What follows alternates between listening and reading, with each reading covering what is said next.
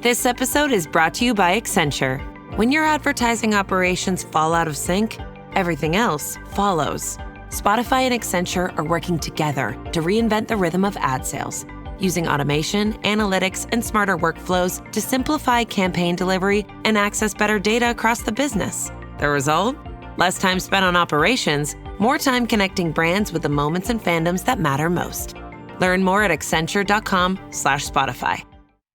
Here's your report. Oh, thanks, Jane. I wish I could hire someone just like you. Try LinkedIn Hiring Pro. It's more than a job board. It's like the recruiter you always wished you had. Hiring Pro uses real-time insights to match your role to LinkedIn's unique network of professionals and delivers a short list of best fit candidates. You'll spend less time sorting applicants and more time talking to the right people. Let's do it. You're irreplaceable, Jane, but another you would be great. Hire right the first time. Post your job for free on LinkedIn today at linkedin.com/quality.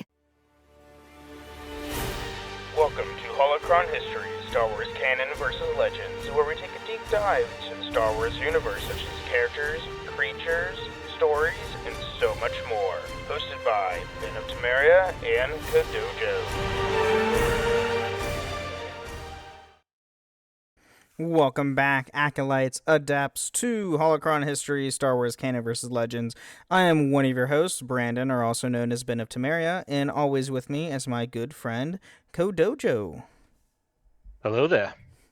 And today we are bringing you the final part of Cad Bane.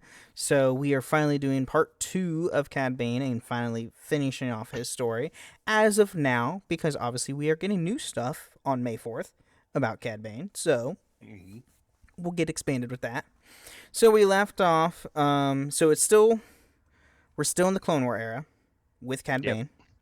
He is having a working relationship with Count Dooku. And Sidious. Yep. So at a certain point during the war, obviously the Clone War, Bane was apprehended by the Republic for his crimes and imprisoned in the Central Detention Center. However, he merely allowed himself to be captured as part of his latest job. He has been hired by Moralo Evil. Marlalo? Yeah, I guess. Marlo? Yeah. Evil. A criminal mastermind working for Darth Sidious's right hand, Count Dooku, to break him out of prison. Promising Bane a great amount of money, Evil was deeply involved in a separatist plot to kidnap Supreme Chancellor Palpatine and was also planning on recruiting Bane for his plan. Now, kidnapping Supreme Counselor Palpatine. I wonder where I've heard this song. All right, Palpatine hired this person to kidnap the Chancellor, meaning myself. Because I run both sides of the war, because I'm an evil genius. But he also gets kidnapped at the beginning of True. episode 3 there. Yeah, but that was all, for a fact that was planned. Yeah, well, so is this apparently. Kidnapped apparently.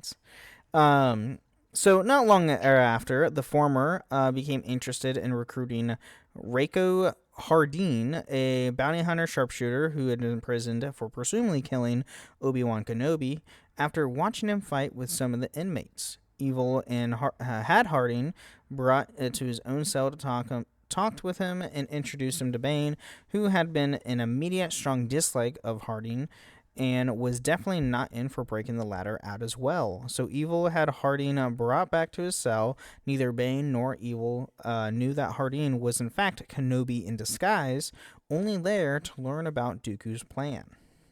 So this is the whole episode where, quote-unquote, Obi-Wan's dead, and they did, reconstruction of his face. Yeah, and nobody except Mace Windu and Yoda knew about this plan. Did Mace want to know? I knew Yoda knew. I didn't know Mace. Mace was another point of contact for him. But Anakin had no idea. During the funeral, you could just start seeing Vader coming out. Yeah. At that point.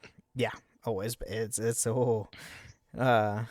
you start seeing bits and pieces of Vader coming out of Anakin throughout the Clone Wars series, which is really great storytelling.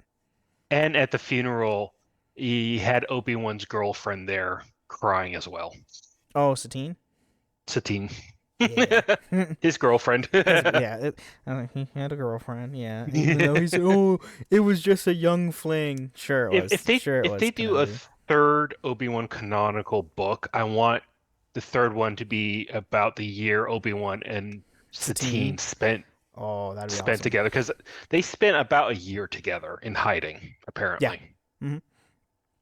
So, promising some of the payment, Bane persuaded 2 fellow bounty hunters imprisoned in the facility, Jango's sons Boba Fett and their Trandoshan Bosquashka Kradosk, which I did not Boss. know. It's Bosk. He has a long freaking Trandoshan name. To start all a riot. Trandoshans do. To start a riot as a diversion for him and Evil to escape. The young boy was successful, and the 2 plotters escaped in the ensuing chaos. Hardeen followed them into the hallways, and although Bane was against it, he reluctantly let Hardeen come along, as Evil thought he might be of use. I honestly wonder when Bane started thinking that Hardin was Obi-Wan at one point. Maybe. Who knows? So Bane's plan was to escape the facility via the Moroi, but was locked in the Moroi doors and then Bane was unable to open them. Hardeen told his comrades to stand guard while he could figure out and secretly use the Force to open the lock. The 3 quickly climbed into the coffins meant to send the victims of the riot to the cremation center. The clones in the cremation center found out the people in the coffins were still alive. The trio quickly climbed out of the coffins. I can only imagine the horror that's like, why am I reading life signs in these 3 coffins? Boom. Ah! Yeah. One of the clones tried to shoot Bane, another clone to shield himself from the blast, before disarming and killing the clone that shot him with his own gun. Hardeen disarmed the 3rd clone but hesitated to kill him. The clone triggered the alarm before Bane executed him. The Duros angrily asked the sniper why he did not take the shot, and the latter claimed that his blaster jammed. The trio made their way to the landing platform, the veteran bounty hunters shooting more guards in the process. I think this is about where Bane was starting being suspicious. Oh, absolutely. They stole a police speeder and used it to fly to the docks, where they stole a cargo ship from the Quarian pilot, which they used to escape Coruscant. Once in the air, Bane hit Hardeen in the face for hesitating to shoot the clone in the cremation center. Evil, however, was not most pleased with Hardeen and had come along and considered involving him again. Which... Yeah, now, moving on with this. Go on. Eval is not the brightest apple in the bulb in the box. God, no. So, following their escape from Coruscant, Bane, Hardeen, and Evil crashed their ship in the swamps of Nal Hutta, which is not a planet you would want to crash into. The 3 fugitives then went to the Bibosia Bazaar, where they visited Pablo's pawn shop to purchase equipment and a new hat for the Duros. Bane then threatened Pablo with a toothpick to silence him, and later sent Hardeen to get a new ship while he and Evil got weapons and supplies. The bounty hunter then decided to turn Hardeen over to Gordula and her guards due to his mistrust of him. Dun, dun, dun. Bane loves his hats. Yeah, and Gordula, by the way, for everybody, is a Hutt. Yeah, trying to remember where I've heard that name, Gordula, before. So I feel like I've heard it somewhere. Can tell you. So then, however, as Evil and Bane left, they were shot down by the guards HH-87 Starhoppers, where they left the ship only to find Hardeen having a drink at the saloon. There, Bane and Evil were surprised to learn that he acquired another ship for them. Because Obi-Wan's smart. Gordula was the previous owner of Anakin and Shmi Skywalker. That's why I've heard of it. Oh, gotcha. Okay. So, go on. Sorry, and I think she was in. Apparently she lasted in. No, she lives until the Resistance era. Oh, darn. Okay. Yeah. Apparently she had dealings with Kylo Ren. Oh. Huh. So the trio then made it to Serrano, where they met with the Count. Both Bane and Hardeen demanded their payment, but instead Dooku asked them to take part in a special bounty hunter tournament where they could gain them much larger payment. The two reluctantly accepted, with the Duros expecting that it would be a deadly contest that was not all participants would survive. Noticing it resembled his old hat and deciding it would better than the hat he got on Nal Hutta, Bane then spotted the hat of a fellow contestant, Bulldog, and asked the bounty hunter how he got it. It's an Ithorian, so Bulldog is an Ithorian. Okay. But I love Count Dooku says, "Yeah, I'm not gonna pay you. Instead, I'm gonna put you in a death match." Yeah. Instead. Mm-hmm. So Bolduga responded by drawing his blaster pistol, but the Duros was faster and shot the Ithorian in the chest, killing him in front of his brother Anka. Bane then mockingly took Bulgara's hat and dropped his old hat on Bulgara's body. Shortly thereafter, Dooku gathered the contestants for a briefing on the tournament. He really likes hats. He does. Oh my god, he does. Dooku introduced the other candidates, Kira Swan, Duran, Sixtac, Jacoli, Embo, Twazi, Anka, Sinrich, and Montu. He then showed them the box, a floating cube-like station that served as the tournament arena. He explained that the 5 most skilled among the survivors would participate in a job that would pay very well, while any remaining survivors would be eliminated to protect this job. Evil proceeded to explain that the box was designed by him to simulate some of the situations that might happen on the job, and the bounty hunters had to hand in their weapons. They were then escorted to an elevator that led into the box, and the tournament started. Oh boy. Some of these people die a gruesome death. Yeah, it's not fun. The contestants found themselves in a room, and Evil appeared on a screen to mention that the only rule during the contest that there were no rules. Thereafter, a hole in the floor opened, releasing lethal dioxis gas. Platforms started to rise from the ground to escape the gas. Bane kicked Montu off the platform to get on it. So Montu immediately dies. Yeah. Dioxis gas is extremely deadly in the Star Wars universe. Think carbon monoxide, but 10 times deadlier. Yeah, it's bad. So when the platform started to rise too much towards the ceiling, the group found themselves between getting crushed by the ceiling and a layer of dioxis gas below them. Harding deduced that the way out of the room was not in the ceiling, but somewhere in the floor. Harding found out that there was a hole in the floor that led to a tunnel below the gas line in another room. Bane and the others followed Harding's example and survived the first test without casualties. No, they didn't. They suffered a casualty. Yeah, no, they're like Montu's dead. Montu. So that it's saying that the rest of the contestants are fine. Montu's dead. Like, he's gone. He's dead right off the bat. By the way, this is like a quote unquote kid show, which it wasn't. Kid show, like, I don't care what people say. Clone Wars is not a kid show. No. They tackled a lot of a very dark tones. Oh yeah. In that show, and a lot of people die. I don't know a kid show that has like, here's 20,000 kills on screen. Chopper. Yes. So the tunnel led to a second room where Evil appeared on the screen again and commented that the second test, unlike the first, would result in some casualties. Suddenly, columns with electrified blades started to shove in and out of the walls. Anka and Swan ended up getting impaled by the blades. And Sinrich was killed by Embo. Harding discovered a pattern in the wall of the column, shoved in and out, and noticed it had lit a hole in the ceiling of the room. He showed his discovery to Bane, who told him to go to the hole. Bane and the others followed Harding in his climb and made it to the shaft in the ceiling that led to a third room. How big is this box? It's big.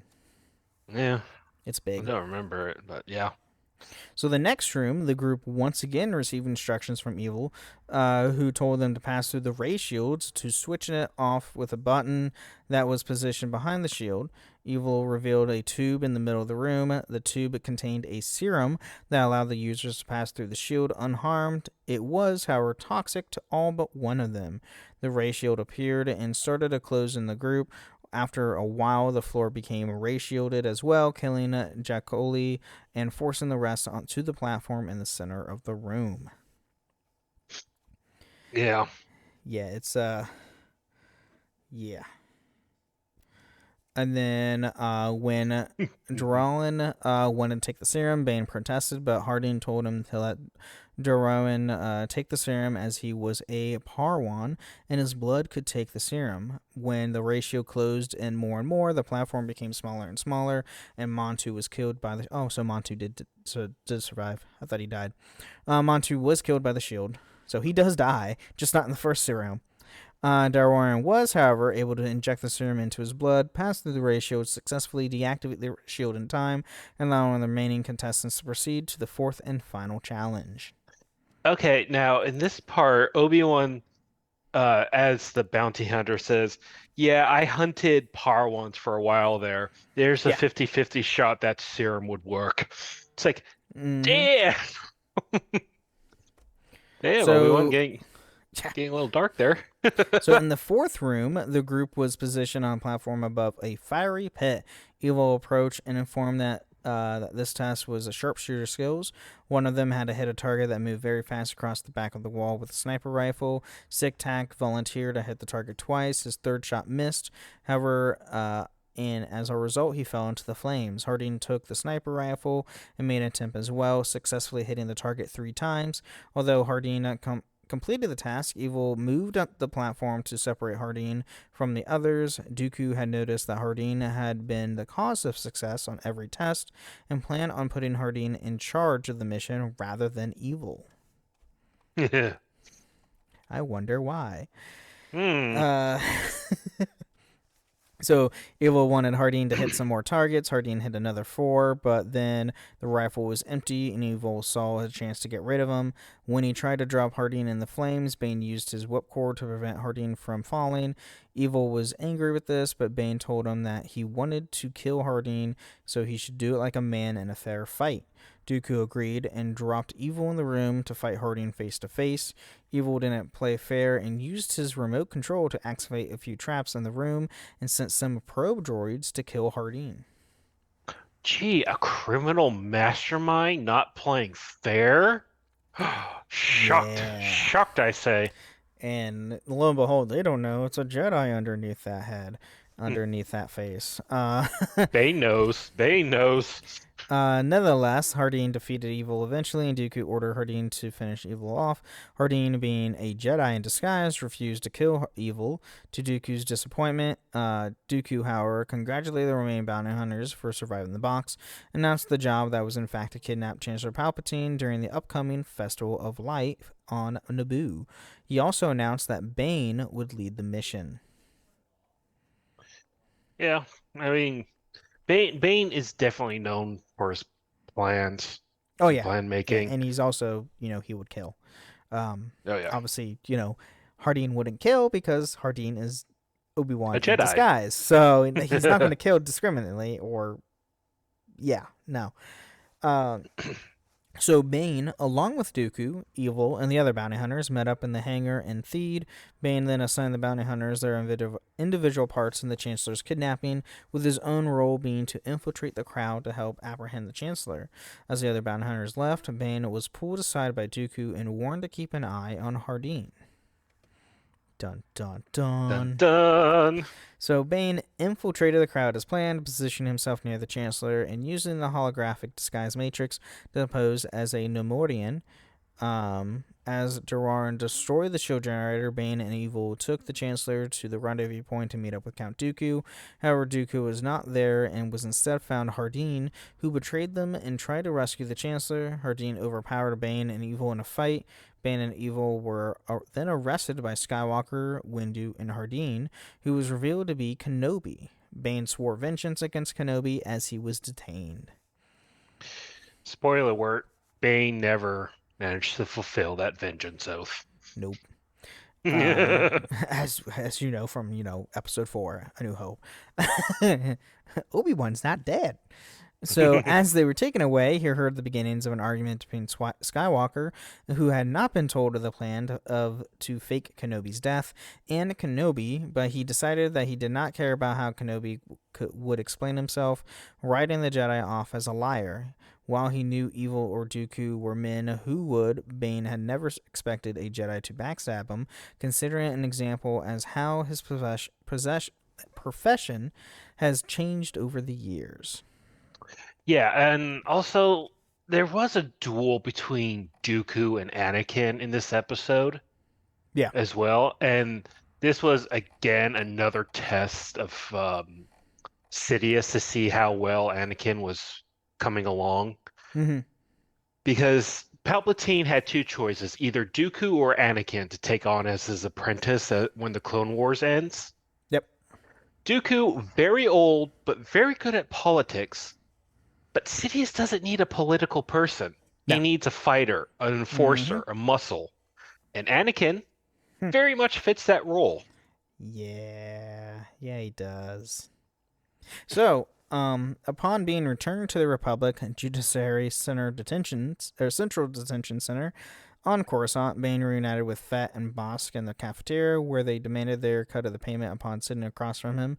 Instead of telling them the story of what happened after he broke out, Bane spoke in detail about the events of those encountered and promised the story would make them sicker than the food in prison served, reflecting that the bounty hunting game had changed. Bane considered giving up the life and letting Fett take on the title as the galaxy's best hunter, promising Bossk that he would take on the title as well, despite doubting that Trandoshan had the skills to hold it. After Bane gave Bossk over his plate, Fett recruited him to a major plan he and Bossk had crafted, and Bane noting he had no intention of retiring until he shot Kenobi between the eyes. Yeah. So that actually kind of makes me question what Bane did during the Imperial era. Right, which we'll get to. Because he is definitely better than Boba Fett. Yeah. In almost every terms. So I'm wondering if he just did a little bit of bounty hunting during the Imperial era. Right. So, near the end of the Clone Wars, Bane was paid a hefty sum for layouts of the Jedi Temple by its separatist captain Rackham Seer, who could bomb the Jedi Temple.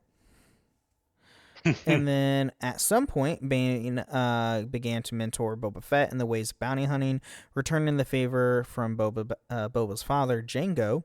Bane therefore became one of the several legendary rogues who had mentored Boba during the Fett's younger years. However, Fett suffered mistreatment and little affection from Bane while teaching him. The two eventually drifted apart. After training Fett, Bane all but disappeared from the criminal underworld. Also, on the previous point about Bane going back to jail there, I love it that little Boba and Bossk are like, okay, pay us. Yeah, right. How? I'm in jail. Yeah, how do you think I'm in going to pay you? What credits do you think they let me bring in here? Yeah. All right, so with that being said, let's go to our mid-break, thank our patrons, and we'll be right back.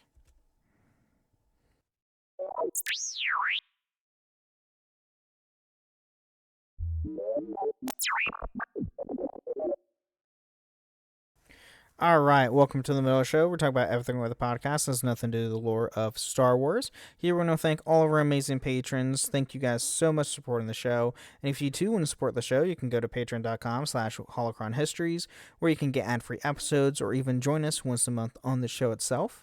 You can also leave us ratings and reviews on Apple and Spotify. If you leave a 5-star review on Apple with some words or a nice Spotify comment, we'll read it out loud next time on the show, which we do have one back on our episode 14, The Crimson Dawn and the Crimearch Syndicate, from Jacob saying, recently started listening, love the show.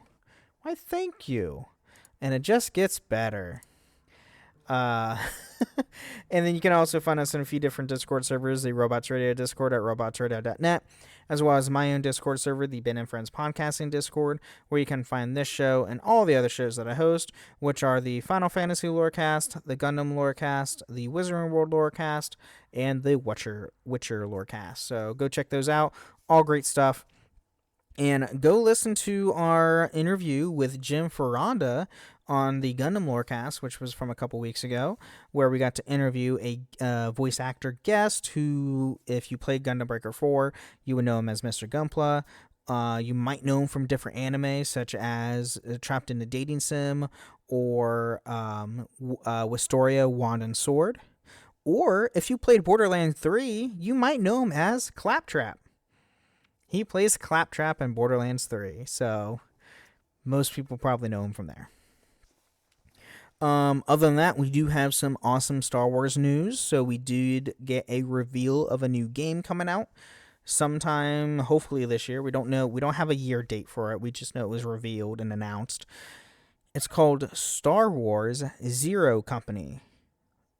It's a single-player tactics game set during the Clone Wars. Honestly, I'm more excited because it's set in the Clone Wars, because we haven't had a Clone Wars focused game since Republic Commando, if you're not counting the Lego stuff. Correct me if I'm wrong, Kodojo. Sorry, I was muted there. Oh.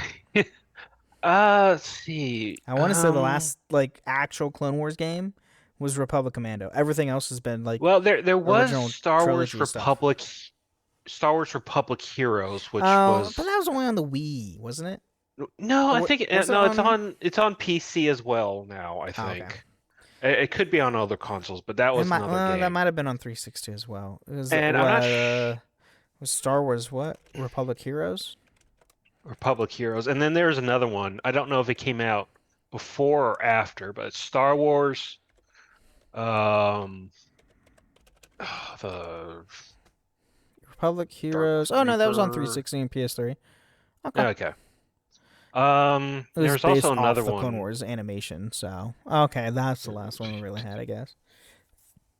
Dark. Then there was a video game focusing on the Dark Reaper machine. I think it was Star Wars, the Clone Wars, where it's mostly vehicle base. Oh, I guess there is one. It's Star Wars, the Clone Wars, and it's mostly vehicle-based video game. So, well, anyway, we have a new Clone Wars game. I'm excited because Clone Wars. Well, see, here I'm a little skeptical here. Oh no! All right, here we talked a little bit about this during the pre-show. The people who are developing this are the same people who developed XCOM. Not all of them. It's a new studio that has veterans from XCOM. Not all the team is from XCOM. So long as the veterans aren't the ones who made the calculations for the shots. All right? I can't tell you how many times you have an extra 95% and you miss. You're in the 5%. 4 times in a row.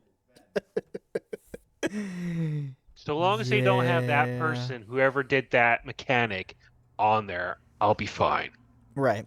And then obviously we have Star Wars Celebration this weekend, which is super exciting, which will definitely, more likely next week's episode will be all focused on Star Wars Celebration and going all over the news that happened in Star Wars Celebration, because since Star Wars Celebration this year's in Japan, it's all a day ahead of us here at least in the US. So when it's premiering there, it's 4 a.m. here, which I will be sleeping. So oh yeah, we'll be probably watching the VODs of it though. Yeah, I'd definitely be watching the VODs once they drop. So but yeah, that's all the news I have for the mid break. Do you have anything else for the mid break, Dojo? Apparently Dave Filoni is in Japan, because I saw someone post a picture. Of course he's going to be in Japan going to Celebration.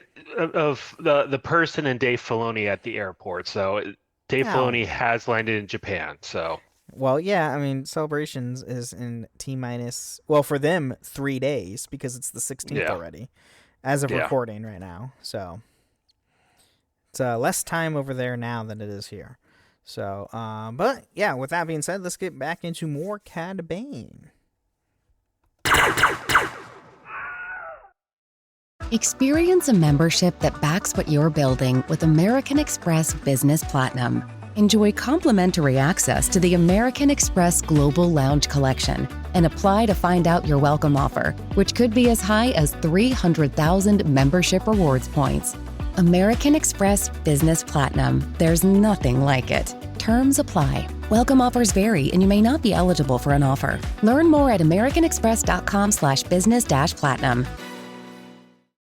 This summer, say I do. I am marrying a stranger. Like never before. Am I crazy? It's a whole new Married at First Sight on Peacock. Thank God I woke up in love. With new experts. My name is Dr. Lisa. My name is Paul Brunson. More couples. This could be the start of a very successful marriage. And more surprises. Or maybe not. Everything is just not enough. You're a little bit crazy. I don't know what's gonna happen. I want my fairy tale ending. Married at First Sight, now streaming. New episodes Thursdays, only on Peacock. So now the Clone Wars are over. We are now getting to the Age of the Empire. So, following the formation of the Galactic Empire, Bane continued to operate as a bounty hunter with Todo 360 at his side. Eventually, he was employed by the Cameroonian Prime Minister Lama Su to retrieve the genetically unmodified clone known as Omega. Which this was season 2, I believe. Or is this season 1? This is season 1 because like the first 2 episodes is the Clone Force 99 getting off of Kamino. Yeah. And then you got the Prime Minister and the head cloning woman who I can't remember, essentially hiding separate bounty hunters for 2 separate reasons. Oh, Prime Minister, that's right. Prime Minister is like, I want that kid back. The head cloning person is like, I want that kid safe. Right. I remember now. So intercepting the rogue Clone Force 99 on Braca alongside Todo as the Empire closed in on the group, Bane killed the clones guarding Clone Force 99's ship, the Marauder, and waited for their arrival. When Omega and Hunter reached the ship, Bane confronted Hunter, engaging him in a standoff. Both Bane and Hunter drew their blasters, though Bane's tenure as a seasoned mercenary had bestowed the Duros with superior quick draw. Hunter was subsequently blasted in the chest, allowing Bane to kidnap Omega after stunning her. Now, I wonder if this is Clone Force 99 getting involved with the quote-unquote clone rebellion. That I don't know. I can't remember. I haven't finished Bad Batch, so. Man, you have got so much to catch up on. I do. I have so much catch up to do. At least start watching Andor season 1. I know. I've watched the first couple episodes. That counts.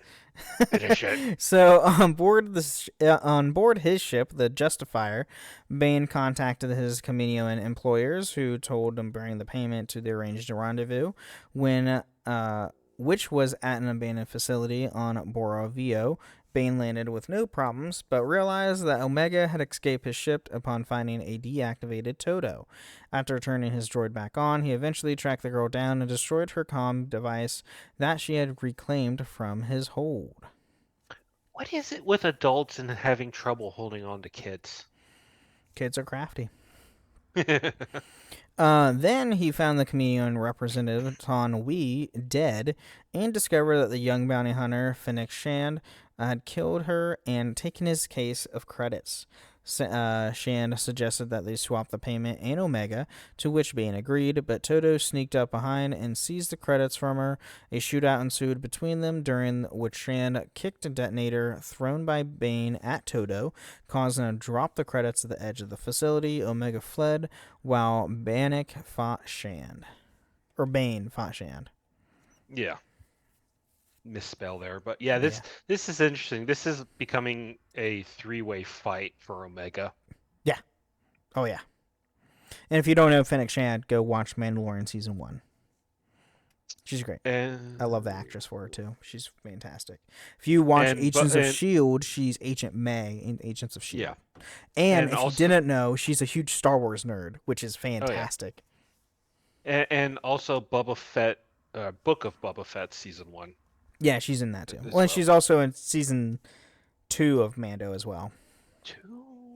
She's in 1 and 2. Yeah. So after a short battle, Shan slipped away and Bane cautiously searched for her. However, he was surprised by a planted explosive and knocked out temporarily. He eventually regained his senses and caught up with Omega, who was running away from Shand. As he aimed his blaster at Omega, he was ambushed by Shand, who managed to knock away both his blasters. He headbutted her, seamlessly knocking her out. He again tried to pursue Omega, only to be attacked from behind by Shand.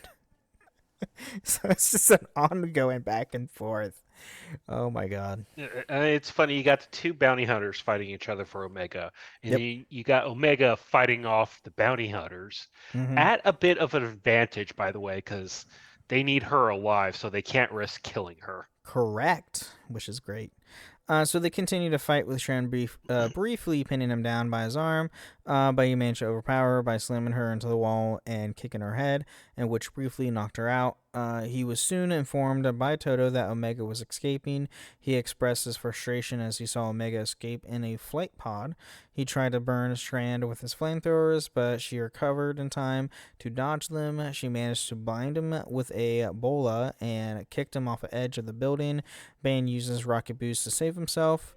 During that time, Omega had been rescued by Clone Force 99, and Bane returned to his ship to pursue them, but he was informed by Toto that his ship had been sabotaged. As he watched Shran flew off in her ship, the Outcast, Bane snarled with rage as he was unable to take off. Yeah, one of the few times we see Bane get bested. Mm-hmm.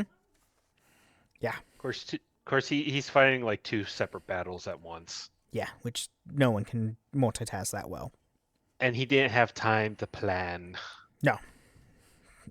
So Bane continued his lucrative business with the Empire by collecting M-count targets.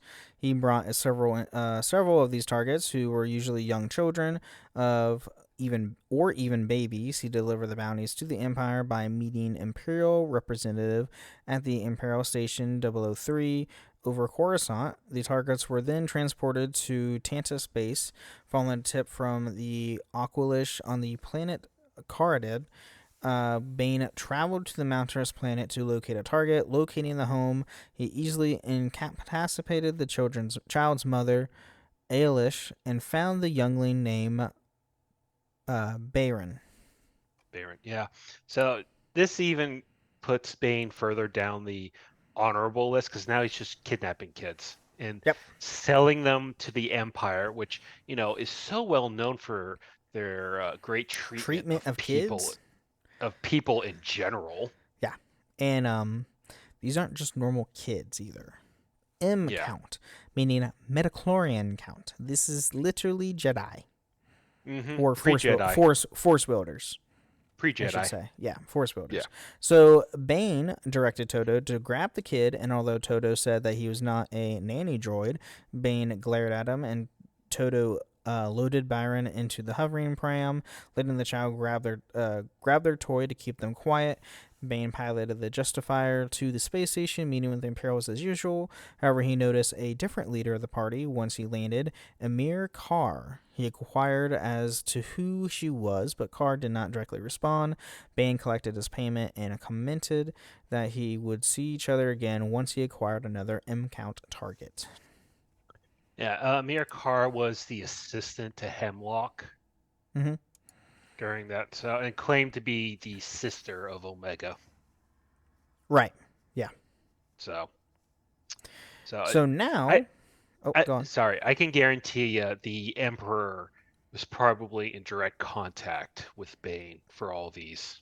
Oh yeah. Targets. I'd imagine, or some sort of middleman between him and Palpatine, but now we are in the era of the New Republic.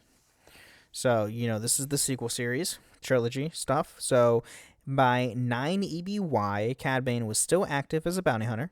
He was offered a handsome fee to work as an enforcer for the Pike Syndicate on Tatooine. During this time, Bane spoke with the Weequay pilot Hondo Onaka and mentioned to Onaka about his job with the Pikes. Bane was sent to Freetown after the local marshal, Cab Vanth, stood against the Syndicate.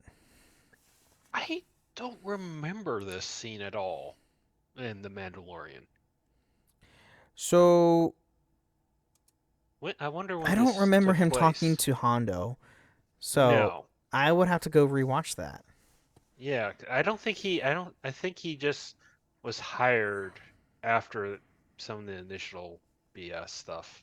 Yeah, with Bubba. I don't know. I have to go back and rewatch that. But he talked to Hondo. So a standoff ensued after Bane strode into the center of town and was greeted by Vanth. When Vanth refused to bribe to stay neutral in the coming fight between Boba Fett and the Syndicate, he drew their weapons, but Bane was much quicker. He fired several shots, killing Vanth, Deputy Scott, and drowning Vanth.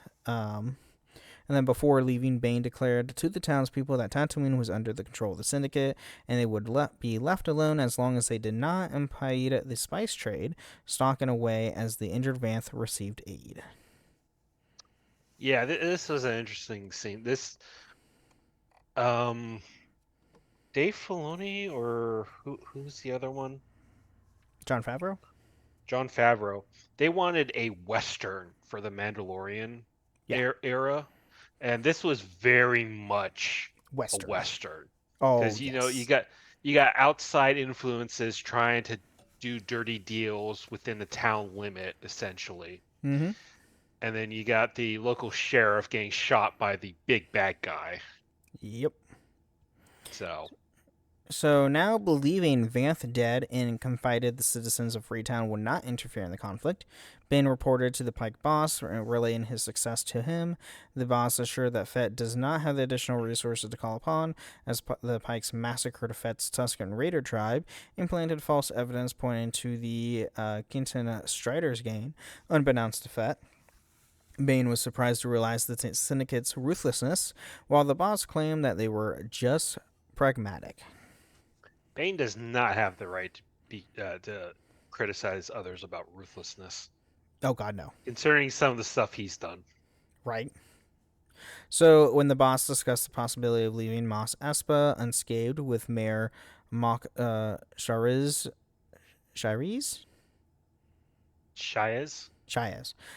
Bane told his employer that he would handle it. Shortly after, Bane confronted Fett, Fennec Shand, and Din Djarin, who, is known as Mando, at the ruins of the sanctuary, where he attempted to negotiate with Fett on the behalf of the Pikes. Partway through negotiations, Bane revealed to Fett that the Pikes were responsible for the death of his adopted Tusken Raider tribe, angering Fett.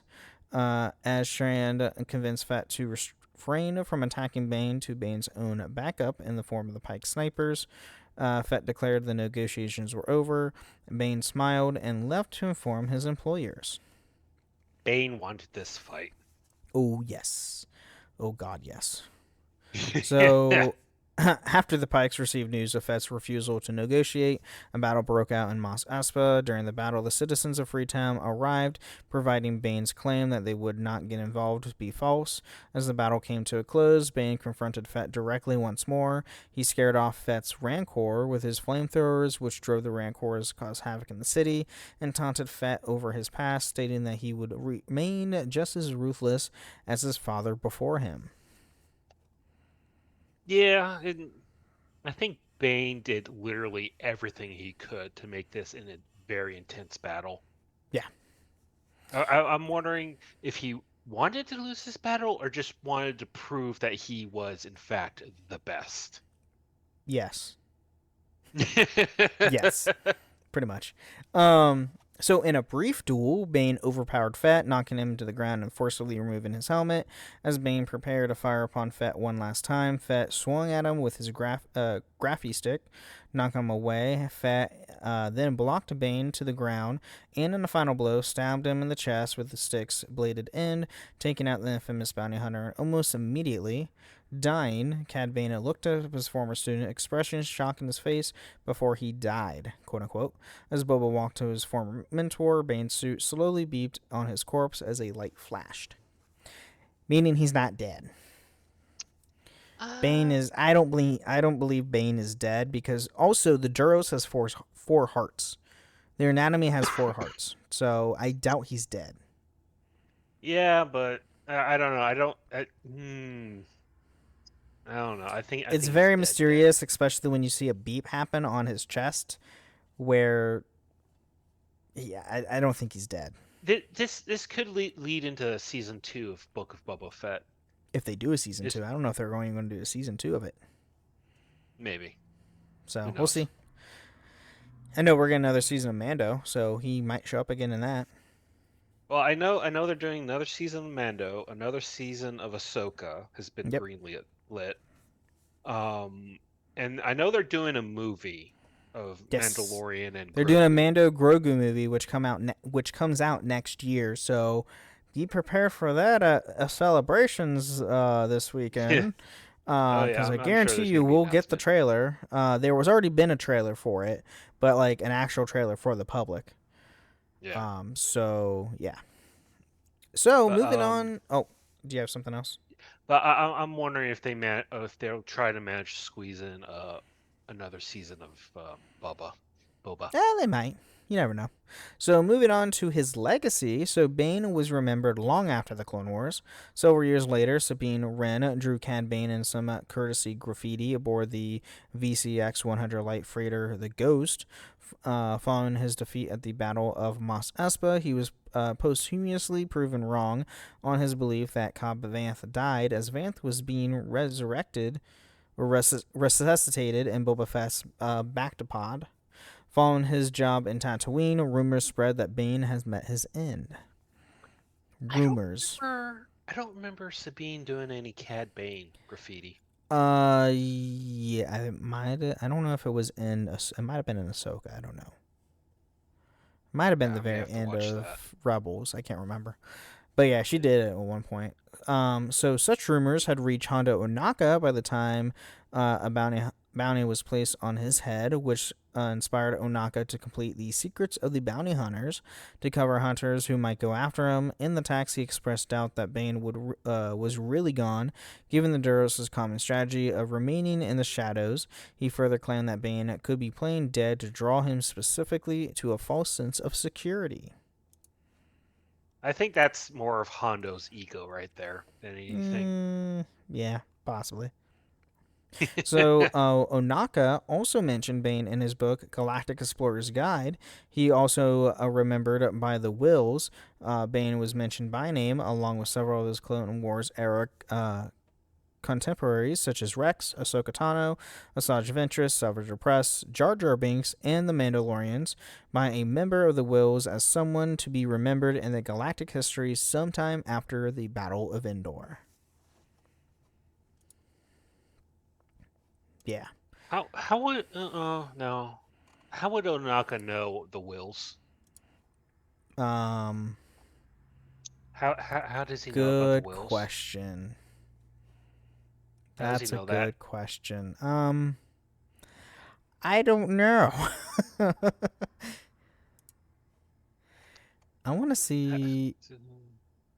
Oh yeah, this book was published in 2019. How have I never heard of this book? I don't know. I need to get this book. Apparently. A hollow scan of... Wait, maybe I think I might have this. It's a canon reference book presented in the in-universe guide. Yeah. I think I might have this because I remember buying a book with similar features. No, I know for a fact I don't have this book. But this is a book I'm definitely going to get now. All right. So, and then last but not least, we do have some behind the scenes. Oh, gosh, excuse me. Initial development the Star Wars The Clone Wars television series focused on presenting the conflict between the Galactic Republic and the Separatists, leaving no room for third-party villains. But as the storyline progressed, the need for a bounty hunter character emerged. Supervising director Dave Filoni and writer Henry Gilroy initially considered using the Gendai bounty hunter Dirge from the 2003 Star Wars Legends Star Wars The Clone Wars cartoon. Filoni wanted to keep the characters all concealing armor. George Lucas, however, had a different design in mind for the bounty hunter. He gave the character a new name and wanted him to be a gunslinger, like the characters played by Lee Van Cleef, crossed in the Duros species. Yeah, I don't think Dirge would have been. I would have rather have Bane rather than Dirge. Dirge was also like immortal, which kind of like defeated the purpose. Yeah, but he was more of a brute than anything else. Yeah, I mean, he was a bounty hunter regardless, but yeah, he was a full-on brute. He was a heavy hitter. Bane was a tactical thinker. Yeah, rather than a tactical thinker, strategist. So, during this research, Filoni came across early concept of a gun-tooting spacer wearing a hat and drafts of the original Star Wars trilogy, which is cool. According to Dave Filoni, supervising director for Star Wars The Clone Wars, Bane's iconic toothpick was originally intended to be a cigarette, but the idea was dropped due to the negative and commercial-like message. Yeah. It could have been a death stick. They could have done that. Yeah. Just call it a death stick, which is literally a Star Wars in-universe cigarette. It's still meh. Yeah. Corey Burton, who also voiced Zero the Hutt and Count Dooku, provided Cad Bane's voice, which was based on Lee Van Cleef's performance as Angel Eyes in Sarago Leon's 1966 Western film The Good, the Bad, and the Ugly. Yeah, like I said, they wanted a Western. Oh, absolutely. And this was the way to do it. Mm-hmm. And so before the cancellation of Star Wars The Clone Wars TV series, the Cad Bane was set to make an appearance during the 4-episode arc starring him and Boba Fett. The two were going to team up for a rescue mission, quote-unquote, on Tatooine, where Tusken Raiders had kidnapped a child. It would emphasize Boba's and Cad's relation to one another, as Cad had known at Jango. Cad Bane would also get a new clothes and new ship called the Justifier. In a clip revealed during the animated Origins and Unexpected Fates panel at Celebrations Orlando in 2017, Cad Bane and the other bounty hunters had ended an insurrection by Fett. To finish it, they engaged in a standoff duel where the younger mercenary got his helmet dented. And that's how Boba Fett's helmet is dented. It's because of Cad Bane. Yeah, I think I remember that. Which is really cool. In the end of that, Fett killed Cad Bane at the end of that. So I'm guessing that's why they cut it. Yeah. So following the cancellation of the Clone Wars, Bane appeared in Star Wars Rebels episode Fighter Flight in the form of a graffiti done by Sabine Wren on the Ghost. So there you go. Okay. Fighter Flight is the episode to find that. Bane made his live-action debut in Chapter 6, From the Deserts Come a Stranger, the 6th episode of the Disney Plus series The Book of Boba Fett, where he physically portrayed by Dorian Kingi and voiced by Corey Burton. There was much debate behind the scenes as for how the color of Bane's blue skin, which is whatever. He just looked... He's a blue-skinned Duros. He's a blue-skinned Duros, and his shade could change due to age, for all we care. Oh yeah, I mean, that's an if you put a easy white thing person, easy person to do that. If you put a white person out in the sun for 30 years, guess what? He's gonna brown up a little. Yeah, people change. And then, although Chapter 7, In the Name of Honor, implies that Cad Bane died upon being stabbed by Boba Fett in the graffiti stick, the 2023 reference book, Star Wars Timelines, merely states that Bane was out of action following the duel instead of dead. Showcasing he's not dead. And it's a reference book, which is canon. Just saying. He's not dead. I don't care what people say. He's not dead. By the way, Ben, Yes. Star Wars to the Galactic Explorer's Guide. Yes. I do have it. Oh. I think I picked it up at a comic book shop at one point. I just completely forgot about it. Well, what the hell? You didn't tell me about this book? Well, it's been a while. And it makes no mention of who's writing it from, Oh, from like in universe source perspective. Yeah.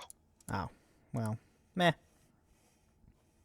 It makes I don't think it makes a mention about the Fates or Wills. Yeah, I don't know. Well, anyway, that's